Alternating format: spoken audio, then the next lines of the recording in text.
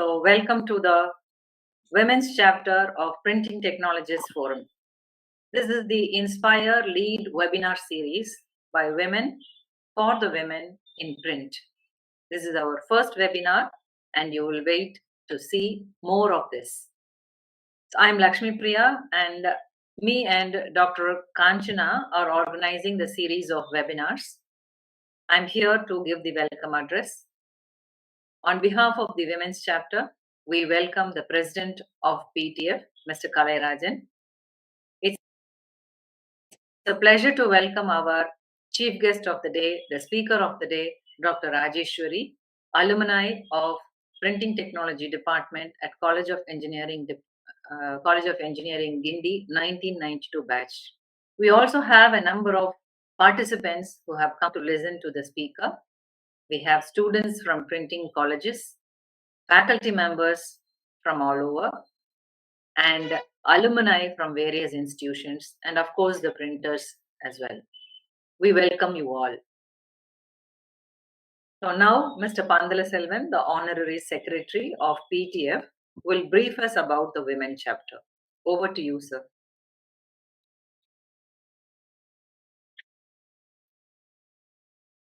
Thank you, madam. So good evening and welcome everyone. On behalf of Women Chapter of the Print Technologist Forum, it is my honor and great pleasure today to join hands with them in their journey to lead this leadership development program. And on behalf of the PTF, I would like to welcome you to this webinar, Enhancing Women Leadership in Printing Industry. So the PTF is 42 years old, and it was started with one vision in mind. It's about networking in printing industry and knowledge sharing. In 80s, the source of knowledge, like today, whatever we want, we can access Google or we can invite speakers, and it's very easy for us to have knowledge sharing programs. But in 80s, the printers, they joined together and they decided, some way they have to be updated continuously. So they created this forum. It's a not-for-profit organization, and in here we are coming out with a lot of chapters for students and for the youngsters and for the women. And this women chapter is specifically only for women, so that women's requirement in print industry, what they want to develop themselves is entirely different comparing to students or other youngsters.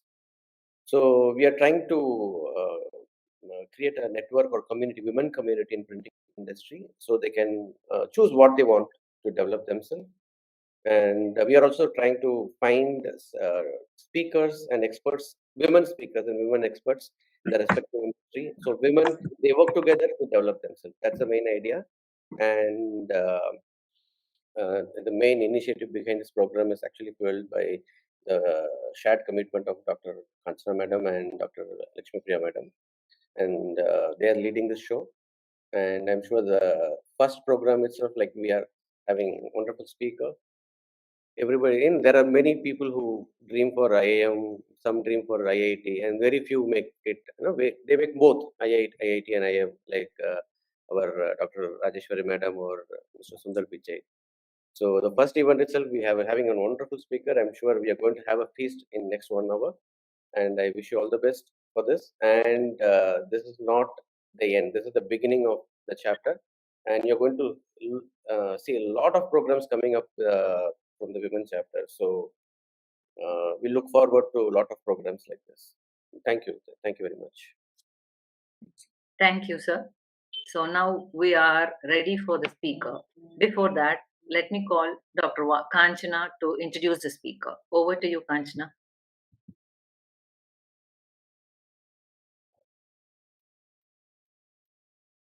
Good evening, all. It's my pleasure to introduce the guest speaker of the day, Dr. K. Rajeshwari.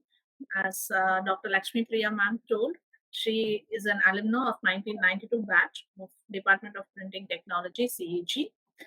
She did PGDM in IIM Ahmedabad and PhD in IIT Madras. She is a consistent academic topper throughout her student life, and she has rich experience of working in corporate India for 15 years. She has worked in several organizations like HUL, Cavinkare, Nippon Paint in different aspects of sales and marketing. Her work experience spans across industries and across various parts of India, adding a rich diversity to her profile. Her last corporate assignment was Vice President, Marketing and Branding at Novatium Solutions Private Limited. Her passion lies in teaching and writing. So she is currently associated with Great Lakes Institute of Management. She is area chair marketing faculty in charge for Center for Women's Leadership. She has also authored few books, and she has many awards to her credits. So over to you, ma'am, to start the session. We are really taking pride in introducing you as a department alumni, and we look forward to your speech. Thank you so much for the warm welcome. It feels good to be back home. That's how I feel. I visit the printing technology department often. Professor Vipinendran has become a good friend over the years. So I always try to keep in touch with what's happening, especially when I'm in Chennai. So this is a great opportunity for me to reconnect. So thanks to the students and to the department for giving me this opportunity. So I'm going to talk about women and leadership in general. I know that the topic says women and enhancing women leadership in printing industry, but I'm not going to be the expert to talk about women and leadership in printing industry. I will give an overview at a general level on what are the challenges for women to become leaders, and I'm sure many of these are relevant to the printing industry. So I'm sure many of us recognize this lady, right? Indra Nooyi. So she was a former global CEO of PepsiCo. And what does she say? She says, if you want to improve the organization, you have to improve yourself. And then the organization gets pulled up with you. Right? Excuse me, This ma'am. Yes, please. I think you need to share the screen. It went off. Oh, I thought screen sharing is on. I'm so sorry.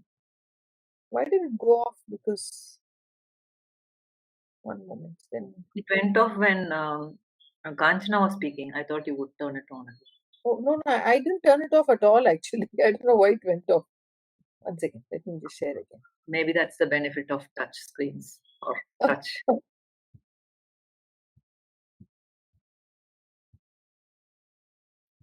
Are you able to see it? Not yet. It's coming up, yeah. Is it full screen now? No. Oh, okay. I think then I'll have to just...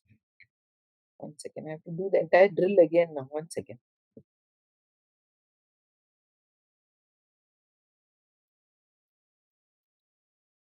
Okay, I'll first make it full screen in the PPT.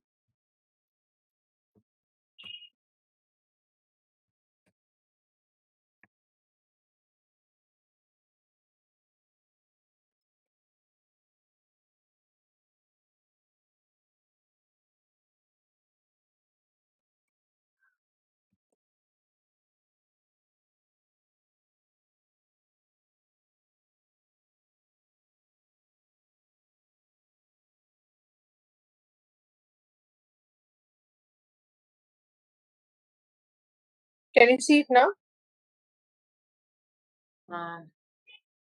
It's coming up. Yeah. Is it full screen? Yes, full screen. Okay, great. Okay, so we are going to talk about women and leadership. It's become a favorite topic over the years for me. But I want to start with a disclaimer by saying that I never was a believer of having anything separately for women throughout my career. I started my career early stages was with Hindustan Lever, where I've done a lot of sales stint, working the market, working the field, etc. Traveling with a cycle sales boy to deliver packaged tea to the tea shops in the country. But I never felt that women need any kind of special treatment or extra how do I say benefits because of gender.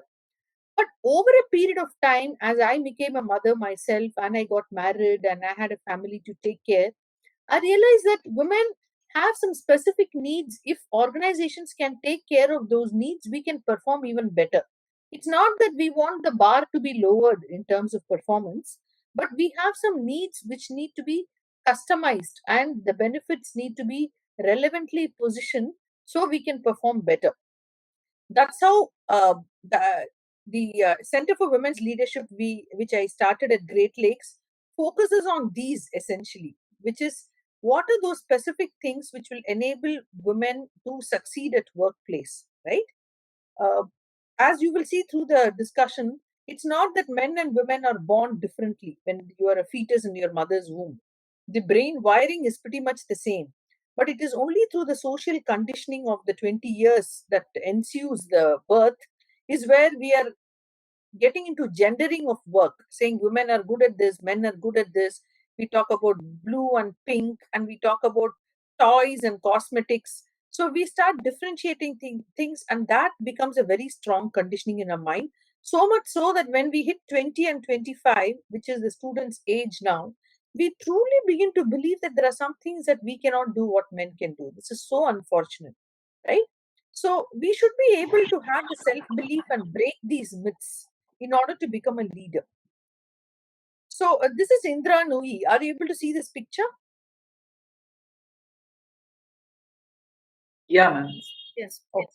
So I would actually be very happy if someone interjects and asks questions, gives comments, so that I know that I'm getting across and you're able to follow what I'm saying. Okay? Otherwise, just silence will not be useful for me to understand whether my session is going well. Okay, so this is Indra Nui, and she is of course a former global CEO of PepsiCo, and she says that if you want the organization to be improved, you have to first improve yourself. So many of us want to make a change in the organization, in the institution, but the change begins with us first, right? If you want to improve the organization, you first improve yourself. That is what Indra Nui's message is. And this is again former MD ICICI Chanda Kochar. She says that finally it is about leadership, right? There may be a lot of people who are working with you in the team, but the big decisions actually finally gets taken by that single leader. And especially if you are a woman who reaches the top, believe me, by the time you reach the top, you've already crossed so many hurdles, both emotionally as well as mentally and intellectually and physically, that a woman who's a leader, in my opinion, is many times smarter than men who've reached the same level because of the various struggles and barriers that she's overcome in order to be in that position, right? This is Kritika Reddy, former MD, Facebook India. She says, don't be afraid to take risks. In risks will become your biggest opportunities. Be realistic and be prepared for any outcome, right? So it is about risk taking also. As women, sometimes we do believe that risk taking is more a man trait, male trait. We have more at stake, so we can't take risks. She's obviously upturned all those myths, and she is one of the most successful MDs for Facebook across the world. This is Ms. Shikha Sharma, MD and CEO Axis Bank, right? And she says that faith is what it is finally. And faith knows no gender, whether it is a man or a woman. And I had the good fortune to meet her some years back. And there was nothing in the conversation that we had that had to suggest that because of a woman, she had anything less going for her. So it was not at all about the fact that she was a woman, but she just took all the problems and challenges that came her way head on. Okay. So this is the situation today. We still think of powerful man as a born leader and a powerful woman as an anomaly, right? Anomaly is an exception. After similar education, we still have about only 3% Fortune 500 CEOs, only 50% board seats are occupied by women, and 14% executive officers only. This is obviously a very unbalanced situation. And given that there are a lot of merits to having women in senior management, situation is still not changed to the extent that it should. But why is women leadership needed at all? I mean, if the corporates are doing well only with men and they are doing quite fine without women, why is it needed at all? These are some reasons. First is 50% of the population are women and they're highly qualified, talented, they're living longer and accumulating wealth, right? This is important. As more women are successful and they accumulate wealth, they become key decision makers in the society. So if you're going to ignore them, you're actually ignoring a huge chunk of the society itself. And by now, we have over 1 billion women in workforce. So that is again a very daunting number, which we should not ignore. Women bring in a different kind of thinking, style, and action in workplace, which adds richness and it adds empathy, right? Empathy is your trait to be able to relate to people who are probably different from you, your ability to put yourself in the shoes of other people. Women have proven to have much higher empathy levels than men. There are some leading organizations like Catalyst and McKinsey, and these are all researchers done, where they've clearly said that women with representation on board increased return on equity by 53% and profit margin by 42% and ROI went up by 66%. So what they're saying is if you compare organizations with women on board versus organizations with women not on board, the performance metrics from financial angle are far superior for those companies with women on board. Similarly, McKinsey also says higher operating results and stronger stock price growth, right? So this is all data speaking, hardcore financial data, which provides the case on why more women should get into leadership. There is also less bankruptcy that happen when women get into senior positions, better corporate governance and ethical behavior, and more competent in self-development, integrity, and honesty, right? So all these are very strong reasons why women leadership is needed. Look at this chart. This chart says that very clearly organizations with the most gender diversity in their corporate offices ranks financially outbound companies with least gender diversity. So, at the left hand side, you see very clearly average return on equity overall, right? And it says the top quartile companies which have the most women versus bottom quartile which have the fewest women.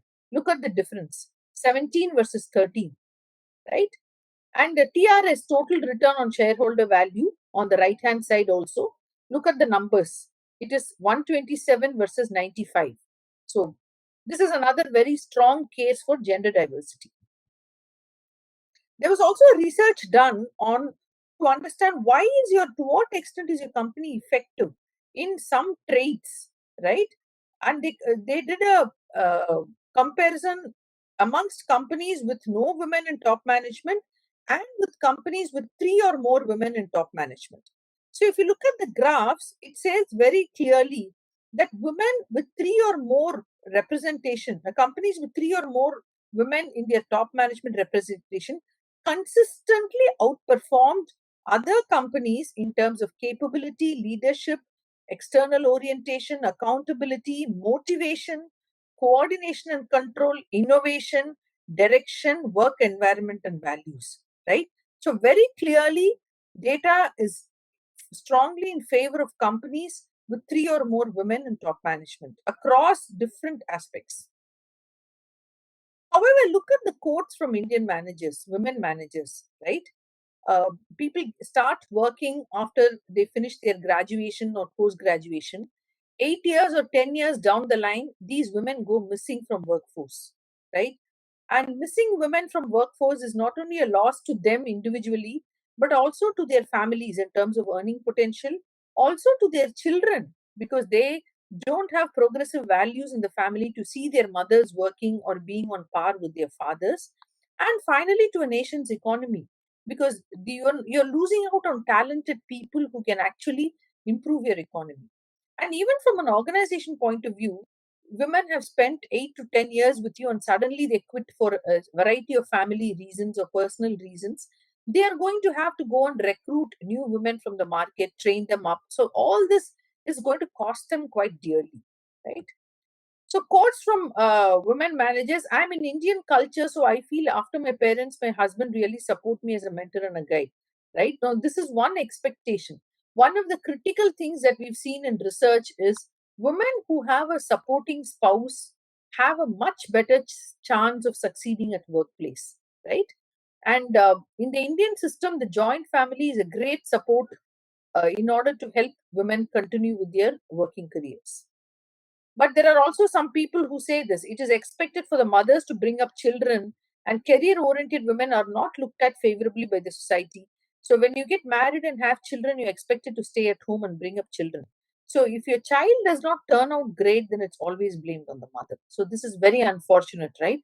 A child is a joint responsibility, and I think more and more there has to be enough gender sensitization workshops done for the men folk so that they're able to share the load both at home as well as at the workplace in order to put together gender policies, whether it's a paternity break or whether it is taking those flexible working hours for your women subordinates, allowing them work from home options, etc.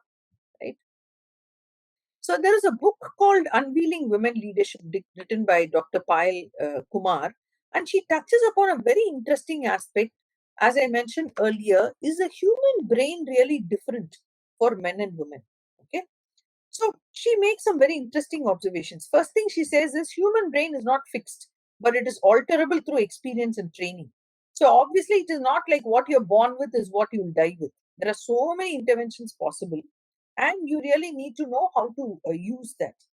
Male versus female babies' brains are equal, but by the time they reach adulthood, the social conditioning alters it. I mentioned this point earlier. There is a lot of gendering that we begin to do, saying that girls have to do this, boys have to do this. So that gets into the deeper psychology, right? And working women also tend to experience a guilt, saying that anyway, men only are the natural providers for the family. They only bring in the money. So why should I also go to work? Even though they're exceptionally talented and immensely talented, they are not willing to stretch themselves.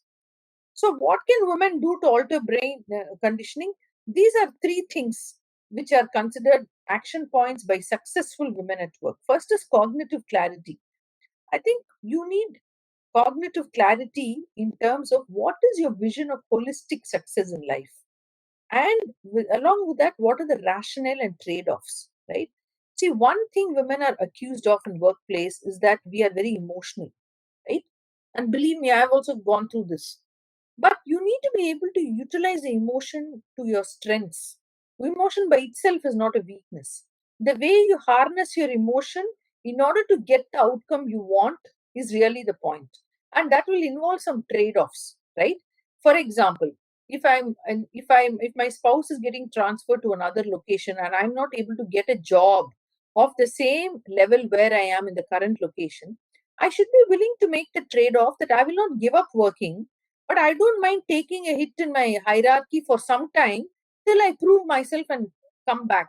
Right? You need to have that self belief and confidence. We are also not good at thinking through these trade offs. We either believe everything should be given to us on a platter, or we want like 1 or 0, or we'll say we won't go to work. I think for a long term career, you should know how to make these short term trade offs. The second is focused imagination. Train to see pathways to success. Talk to successful people. You will realize that even Indra Nui or whoever, Chandrika Tandon, they're all global successful leaders.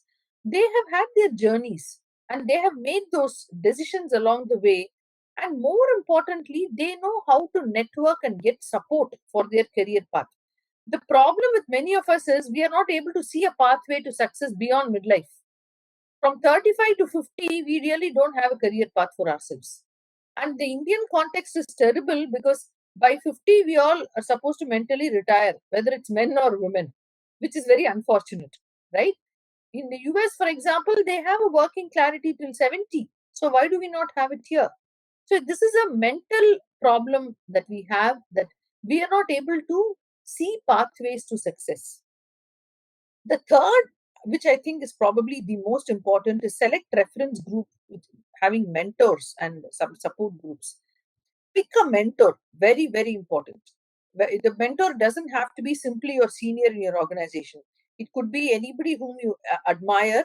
It could be multiple mentors. I mean, for example, I really admire my mother for her ability to, keep her good cheer even through tough situations. She was never a working lady, right? But I learned that, and I learned to practice that in my workplace, how to be cheerful even during tough situations. Or I have a mentor who is my professor, say lady professor, right? And how she used to make her career decisions by balancing the family needs. So you can have multiple mentors across different fields, right? And you constantly talk to them. See, mentor is someone that you keep bouncing off your life situation and getting input. But you must consciously work towards building the mentor relationship. There's also a problem called tokenism, which has been well researched. Tokenism is nothing but many organizations feel that because they have to show gender diversity, they simply appoint people, appoint women for tokenism, right? This also has its problem in terms of visibility, polarization, assimilation. What it really means is sometimes you'll be in such a minority that you will feel like you're under radar for performance. If there are only 2 people out of 10 people in the boardroom, if only 2 are women, everybody focuses on those 2 women with hyper radars, and that can create discomfort, right? And many times we find ourselves in women minority situations, but I think it's high time we get used to it, because it will take time for things to change. Until then, we need to really ensure that we don't give up, even though it may be uncomfortable. You need to have chats with your boss, with your mentors, etc., right? So what happens sometimes, women who are not able to take these tokenism tend to focus on becoming overachievers. They have a huge fear of success or fear of visibility.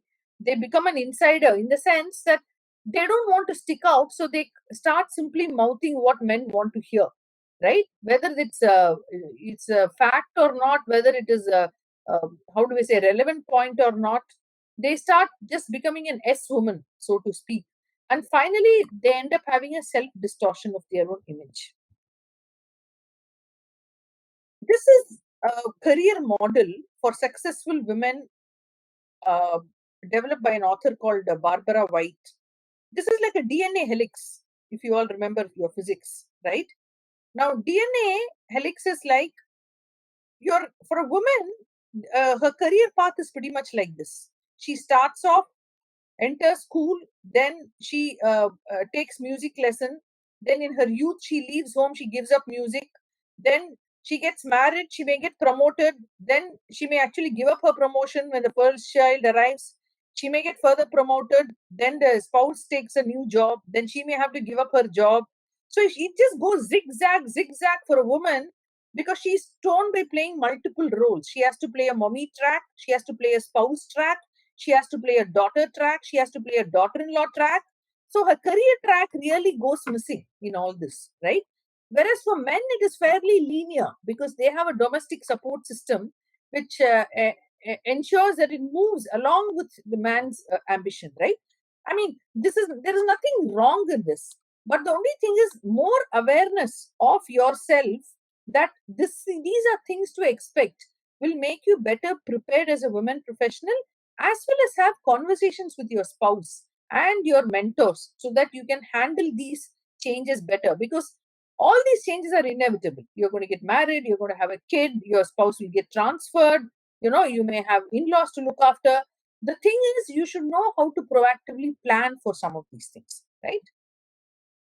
So there is also a concept called kaleidoscopic career model, right? So 47% for women take a career break, and more than 70% never return to work, which is a very unfortunate statistic, right? So this kaleidoscopic career model essentially says that around midlife, right, men and women behave differently as far as their careers go. Now, for women, around midlife, what is important is balance. So if you look at this, the first line, it says challenge, balance, and authenticity. For women, it is this challenge, balance, and authenticity. For men, it is challenge, authenticity, and then balance. So what happens is when you're 35 to 40, women strive to balance the multiple roles, right? And then maybe if you're still working around 50, you take up something which is very authentically you, which is ringing true to what you really wanted to do with your professional life. But normally, you're not allowed to do that in your middle life because you have multiple responsibility. Whereas for men, it's the other way around. They start off as challenge, but around midlife, as they become stronger in a particular role, they take the most authentic roles which ring true to them. And much later, around 50s, they come back to balance, right? Which is good in a way because one of the spouses is balancing, whereas the other one is really chasing what is authentic to them, right?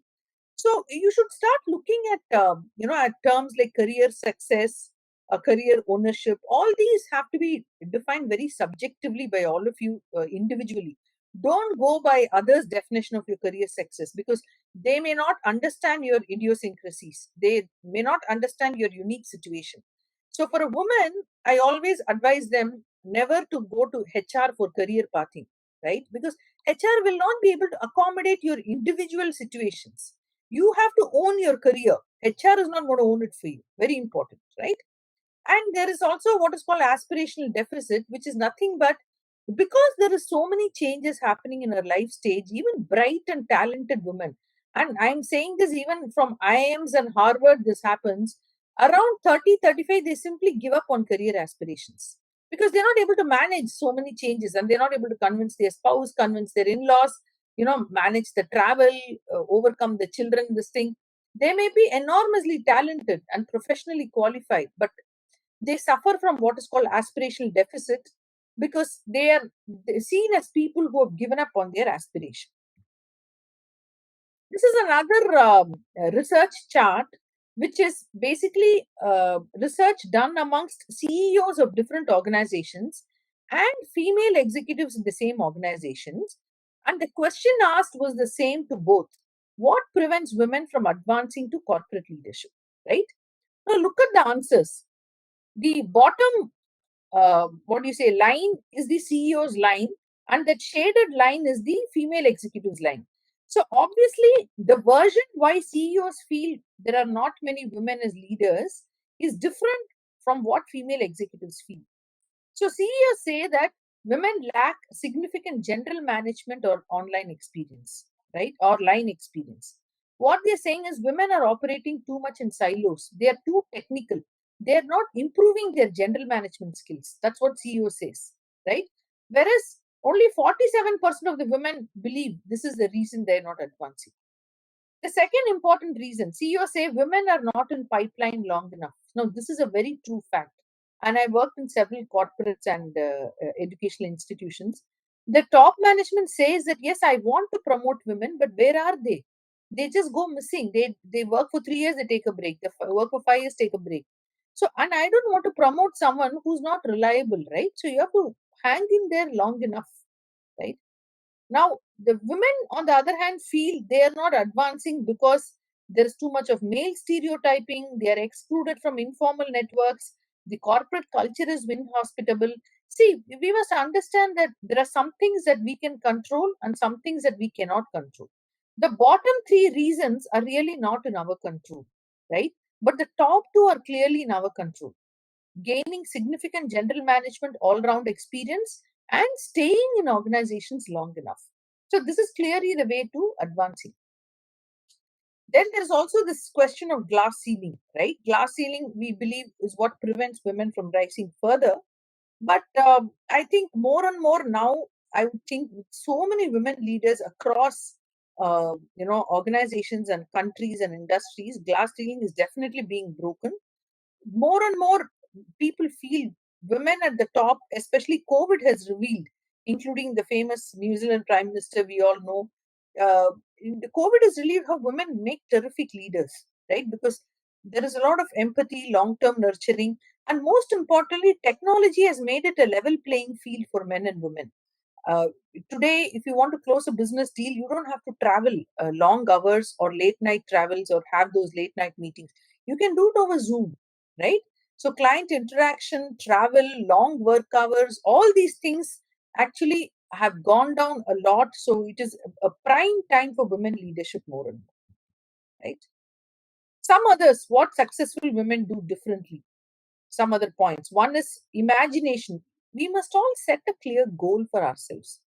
When I talk to women today in their 30s and 35s, it's very unfortunate that very few people have a goal. They have not even thought about it, right? I mean, if you don't even know what you want, how will you get there? And then we start playing victims. No, this person didn't support, I didn't get what I wanted. I think those are all excuses, right? Then get a set of mentor networks, like I said. You please reach out, start identifying who will be a mentor network. Then take ownership of your careers. So important. HR is not going to run your career for you. You have to run it yourself, right? Then communication rituals. I think there are some very specific situations that women face where we cannot come across as too assertive, because then we are considered very aggressive. So we have to play a balancing act. And we also sometimes come across as very indecisive, because we try to take everybody along with us in our decision making, right? So we have to watch our communication rituals. Then gain business knowledge versus technical know-how. I touched upon this earlier, right? And finally, be adaptable. I think we are far more adaptable than we believe and we think of ourselves. But when the situation presents itself, we should be willing to put that initiative and take that step forward. Okay. The other point I want to talk about is a confidence gap, right? Now, women underestimate their abilities and performance, and this is a big problem, right? If there is a position for promotion being advertised, and if that qualifications, about 70% of the qualification are met, men will apply for the position. But even if 95% of the qualification are met, women will be underconfident to apply. They'll keep thinking, I'm still not fitting in the 5%. So we really have a confidence gap, whether it is, negotiating for a promotion or a raise. So we should get out of this too much of self-deprecating mode, right? And my favorite definition of humility is not where you put down yourself. Humility is where you have a correct estimate of yourself, right? I repeat that. Humility is not simply putting down yourself, but it is have a correct estimate of yourself. So we need to be humble, but we need to know what we deserve, right? So what happens is, when we lack confidence, we end up taking lower risks. We become poor negotiators. Then organizations begin to think, will they make a good external interface? And even your initiative taking suffers and your action suffers, right? So confidence gap is actually a very well researched phenomenon, how women need to get out of that. I want to actually show this leadership aspect, which is different for men and women. As far as people development goes, women apply this much more in organizations. Clarity in expectations and rewards. Again, women are known to apply much more. Role modeling. Women are much more faithful to the role modeling and how much they follow that. Participative decision making. Women definitely do much more of that.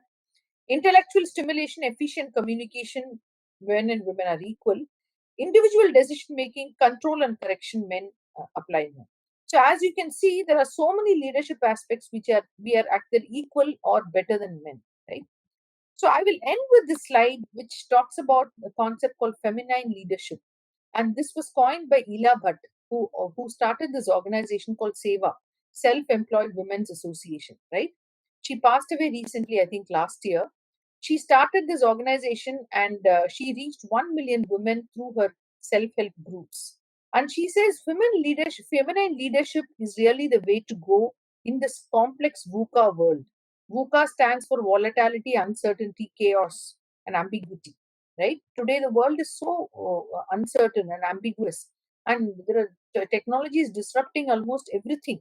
So we need someone who's calm and patient and is able to be collaborative, take the long-term interest of everyone, be inclusive and not divisive, and who takes into account the collective aspirations of people, not individual aspirations of people, and who's open-ended on time, who's not a stickler in the sense that very harsh in terms of timeline objectives, and who promotes peace and collaboration rather than competition. In fact, according to Ila, Mahatma Gandhi is the greatest practitioner of feminine leadership through his non-violent and simple approach. Right. So I want to end by saying that women need to know their strengths and work on their strengths continuously to achieve what they want. We don't need to ape men. We have enough strengths in ourselves.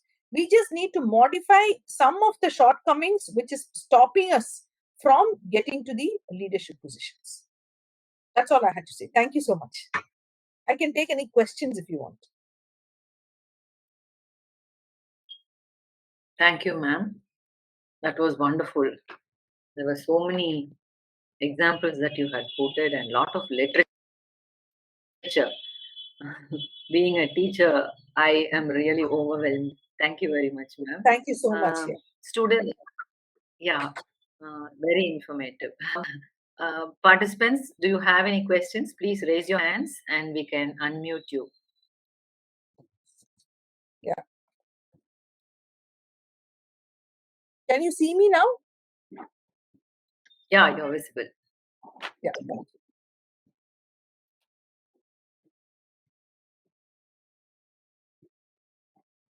Participants, are there any questions? I have something to share.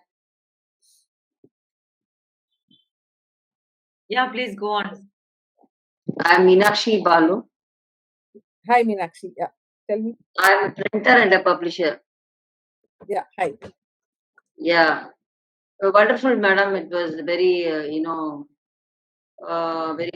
very much important for the persons who have already come into the organization structure in a scientific manner. Whatever you have given as a presentation. Women has to really take into all the points that you have really explained here. That comes in the last stage of a person who has come to printer level from the raw level to scientific level to highest status of printing technology. But I have come from organized sector to unorganized sector. Okay. When I was a publisher, and then I became a printer, raw. I didn't know P of printing in that time. But then when I understood, I used to earlier give a lot of the orders to the printers. But when I became a printer, I did come to know that women are really suffering in the printing field. Whatever it is, it's all labor controlled. Whatever it's all labor oriented. We are now what we have learned is about in the corporate world, but what is in the labor controlled world, women are not able to really understand. By the time they understand, they tend to lose business, or you have to go down to handle this man. So much of education is essential, and we have to really bring in all the women who are into the printers field, educate them, because you, as you said, that I really love that tokenism, that slide, very good, excellent, like, as we allow the men to decide, we allow the whatever you have told, nothing is women are technically sound, and they are good at general management, and sometimes they are really poor at decision. Everything is 100% correct, but this is more of an corporate style which we are learning, which I am also already there. But when I became labor oriented person, I couldn't manage men at all, because they are unbeatable. They don't care for women, is what I have learned. I do not know how far we can really. I wish to have a set of women printers together, voice out. For an example, I would like to say an example now. Supposing the machine goes, there is a problem in the machine. Then I go and call a technician or electrical person, electronic person. All of them have to come. So one mechanic has to come, An electrician has to come.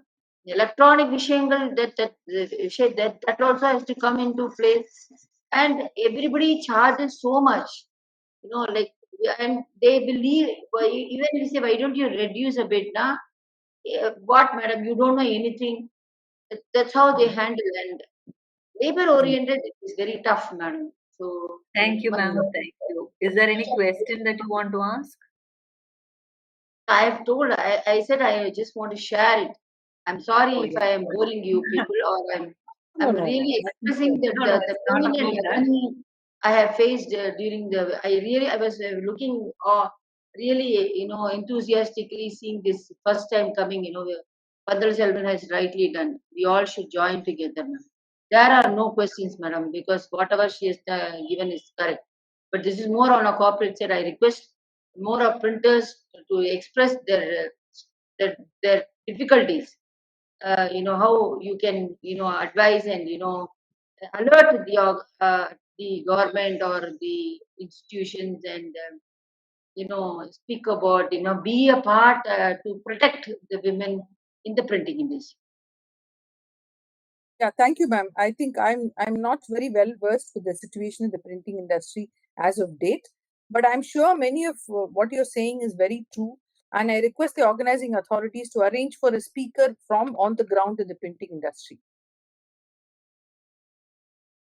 Really, thanks, madam. Really, thank you so much.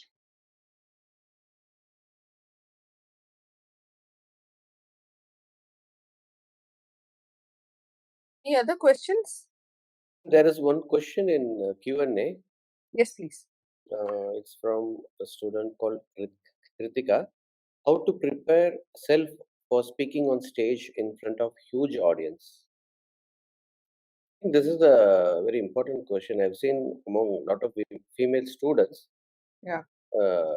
who has a stage fear, especially not just a stage fear. Even if they have to express something in front of many people, they don't express. They keep silent, and you have any advice on that?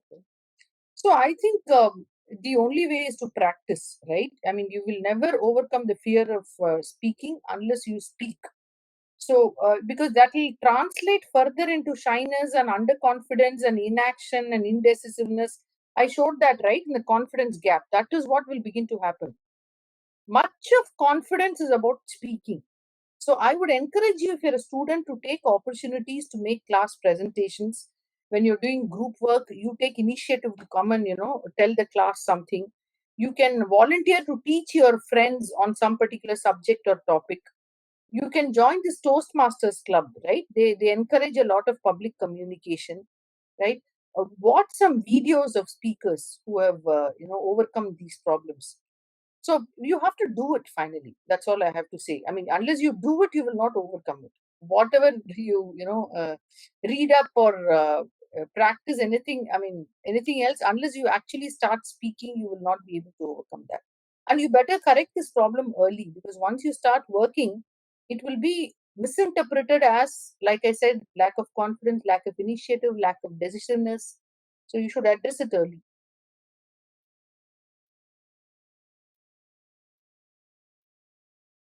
Correct, ma'am.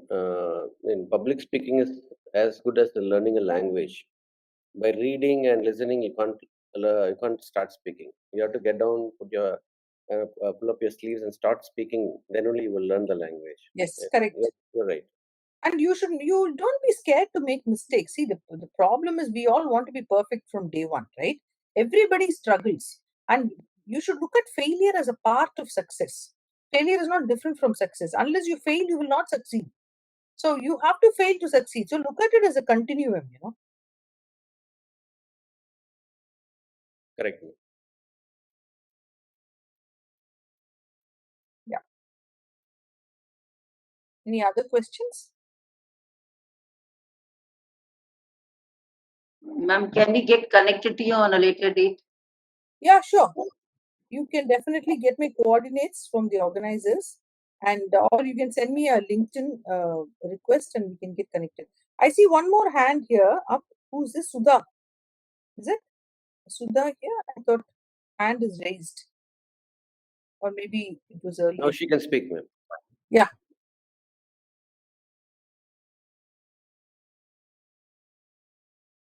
Sudha, I think you can speak. Can you hear me?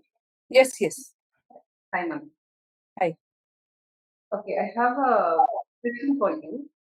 The first thing is, before I ask my question, I appreciate everyone here to organize this session. And my question is, it is very difficult to see for women in career as we grow into an experienced person.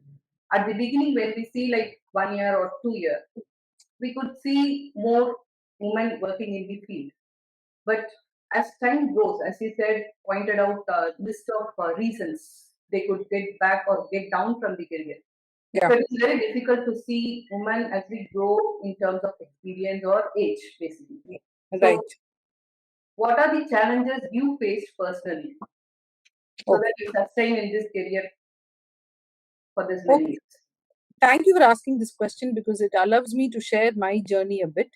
So after passing out of, I'm Ahmedabad in 1994, I was in the industry for about 15 years in sales and marketing, right?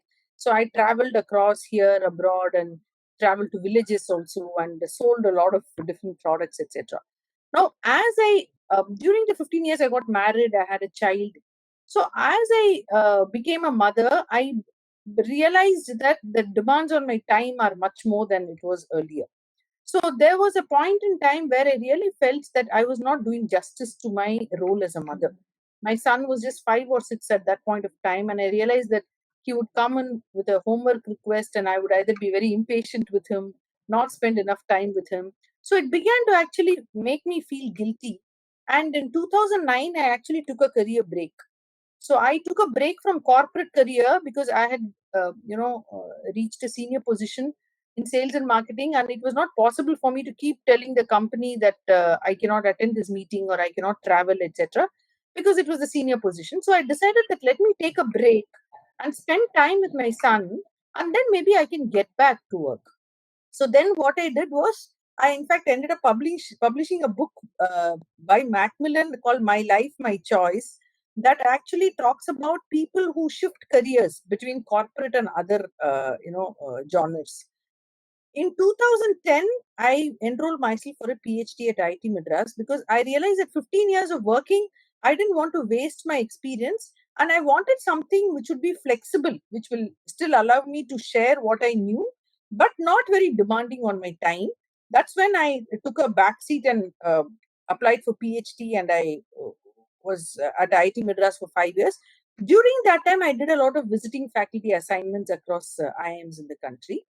At the end of 5 years, I again had to take up a full-time job because, in the sense that my son had grown up by then, he was in the ninth standard. So I thought that I can take up a full-time job since I had support systems. My in-laws were there, then my parents were with me. I had a live-in maid. So I took up a job with XLRA for a couple of years.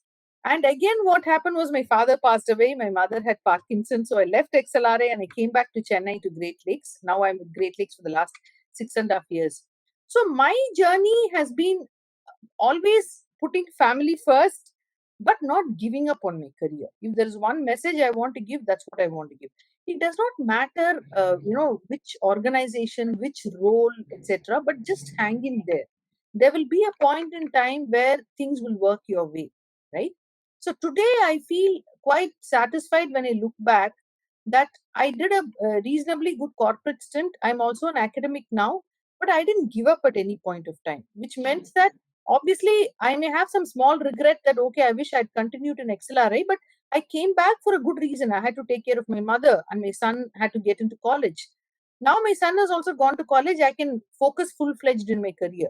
So just hanging in there gives you a lot of confidence, because you know that you're fighting battles which are known only to you, and that makes you a very strong person internally. It may not show up externally, but it makes you a very strong person internally, and you become very adaptable. It makes you a fantastic leader, actually, because your empathy grows, right? So I would advise women to continue to work. You don't go for only the big and the best always. There will be times that you have to make trade-offs. It may look like not the best position for you given your qualification and experience, but that's okay because you are playing multiple roles. Remember that. Remember to be kind on yourself, but just hang in there. There will be a point in time where you will get your due, right? Have belief. That's what I would say. Thank you, ma'am.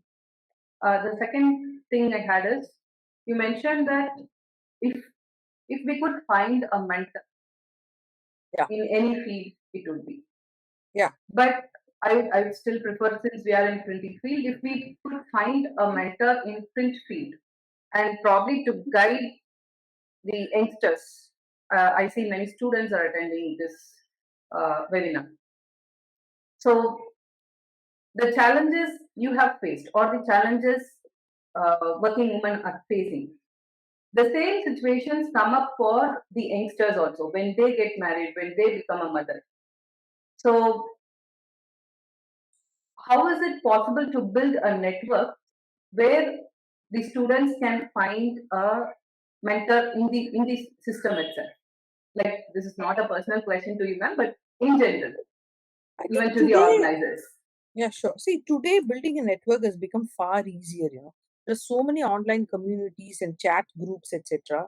And there are so many of these organizations like MMA, CAA, TIE, the Honors Entrepreneurship, even your Society of Printing Forum. There are just so many WhatsApp groups and networks that you just decide that you will be continuously in touch with 2 or 3 groups, and you visit these or attend these meetings, you will find a mentor. There is no way you will not find a mentor. In fact, during my times, it was much more difficult because it was not a online world. It was not a technology driven world. But today, I feel it is much more easier to get in touch with mentors. And don't think that mentor is a super specialist who's like a superwoman who will guide you in everything in life. No. Mentor can be multiple, and they will advise you on different aspects of your life. I mean, I have an old aunt who I consider my mentor after my mother passed away. She's some 78-year-old lady, but she's seen so many trials in her life that when I have some important decision to make, I still talk to her, and I consider her my personal mentor, right? I have a mentor, Dr. Lalita Jayaraman, who was a erstwhile HOD of printing. I don't know how many of you know her. I used to bounce off many thoughts with her around my marriage when I went to IIM and all that, right? So, I mean, it's okay to have multiple mentors. The key thing is you should take the mentors for their strengths. You cannot ask them something that is not their strength area and expect them to give you a relevant solution, right? Just as we are not good at everything, they are also not good at everything. So have multiple mentors, reach out. Your students, for example, can start attending these talks in the forums, like the Madras Management Association is there, then CII is there, Confederation of Indian Industry. I'm sure when they look around, even in their own communities, they'll have some groups and communities where they can look up some seniors. Alumni is a great starting point. Get in touch with your alumni and have regular alumni meets, and you just simply ask them for mentors. No, that would be a terrific start. Yeah, thank you, ma'am. The major reason I bought this topic is when you suggested that there are many forums and places to connect, basically. But the key issue I want to highlight here is, as we grow up, probably during the phase when there is a stage that you have to step down from your career, many of the women lose touch or contact with these networks. Yes, I agree with you totally. That's the major reason I bought this topic. It's not about where to find, but how to manage that. Like, possibly if there is a break, and when they come back, to get connected back to the network and to stay in that network. See, that's why I'm saying today it's much easier because of online. There are so many online communities. You just do LinkedIn and you type women communities. There are so many even in Chennai, I know, right? You can stay in touch without stepping out of your home. If you're able to find half an hour every day and you dedicate it only to networking, you'll be home. You understand? So it is not at all as challenging as it looks out that we have to take time out. See, it used to be like that 20 years back. During my time, I always felt that I'm probably not being considered for promotion because men used to hang around an office much longer I had to come home and take care of a baby, but they would have a drink and, have the late nights and all that. But today, I don't think that is a problem at all. I think there is a lot of networking possible even without physically being present. That's the point I'm making, So that makes it much easier for us to develop networks. Ma'am. Yeah. Ma'am, whatever is said and done, it's men's world with regard to printing. But if there is a forum for women also, if you can initiate, we'll all come and join this because it's very essential. Can you please organize something for the women in printers as a group? It will be much useful because there are so many issues that has to be addressed. Because joining in between, like already the existing, wish there is no women printers forum. I think the organizers can take a note of this really and take it forward is what I would think. You have some faculty members here; they would be able to do a better job because I'm out of the printing industry for so many decades now that I don't know whether I'll be able to do justice. Honestly, I can be a overall women whatever support system, But you can be the chairman or something like that, ma'am, and then. No, but No, I think it's better that yeah, you the get guiding force. You chairman are from told the printing be the industry, mentor. Yeah. Yeah, we See, really if need you look at it,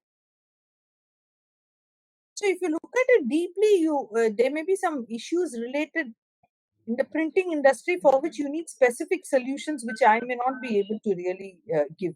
I can give you more an approach or a guidance or some consulting on how to go about certain things. But the printing industry specific issues, it's better to you get a person from the industry itself, is what I think. I disagree with you, ma'am. The way you have spread the knowledge, the way you have expressed everything, the leader need not know everything. The leader can understand who is the Jambavan, who is everything, and steer it. And this is a humble request to you. No, I'm very humbled Okay. by this request, but I'll leave it to the authorities to take this forward, okay? Because I'm not in a position to really If I may add Yes. a point here, like this print forum's women's chapter is a good start to bring up all the women's together in print industry. So I think the organizers have planned further webinar sessions. So in continuation of this or the outcome of these webinars could be a women's forum for print industry. That's very good. Great. That could be a possible outcome of this series of webinars. Great. Congratulations.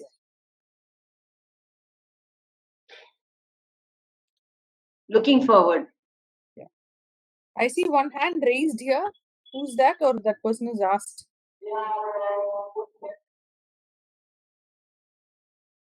Two people have raised hands, is it? Is there any more question? Ma'am, this is Ambika. Yes. Yeah, ma'am. Like I do not have any questions as of now, but I would like to share something with you. Yes, please. Yeah, ma'am. Before that, I would. My mentor is here, Dr. Lakshmi Priya, ma'am. Like I was working under Lakshmi Priya, ma'am, for nearly half a decade, I guess.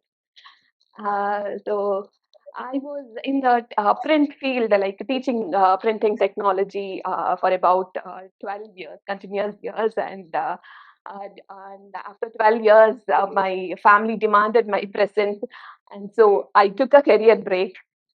And later on, after 5 years, I again started back my career. The problem is, I started back, and again I had to quit my because again that was a problem of like I was working from home. I mean, the company was in Chennai, and they demanded for a hybrid working model. So, and the point is like again my mother took ill, and I had to leave that off too.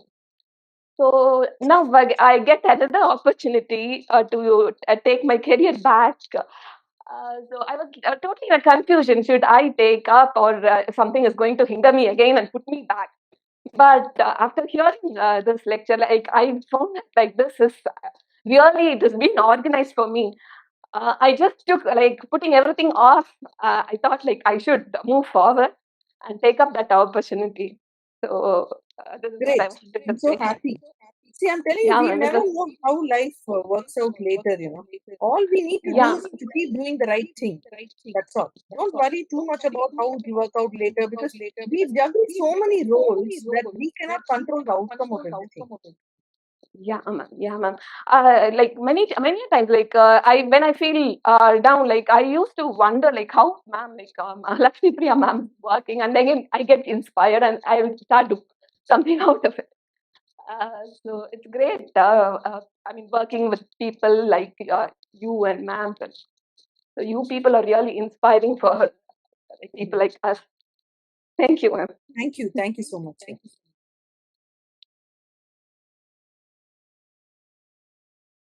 Nakshi has raised your hand, or is that an old one? Meenakshi and Sudha. Maybe they're Sorry. I have lowered it. I'm not sure why it is showing it. okay. Okay. So, if there are no more questions, can I call upon Khan to give the vote of thanks?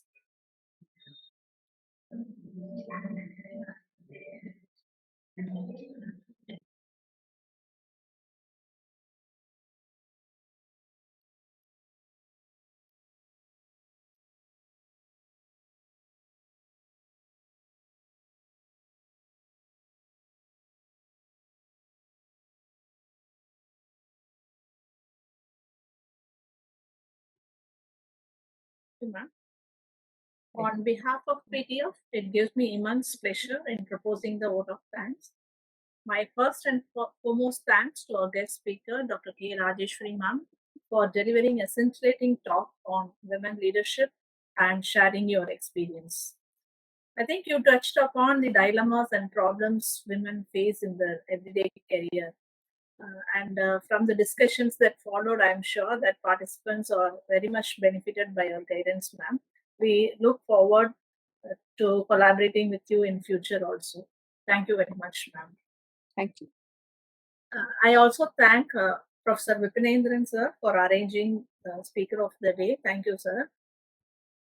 I thank the PTF President, Mr. Kalairajan, and Secretary, Mr. Pantala Selvan, for creating the women's chapter and supporting in organizing all the events.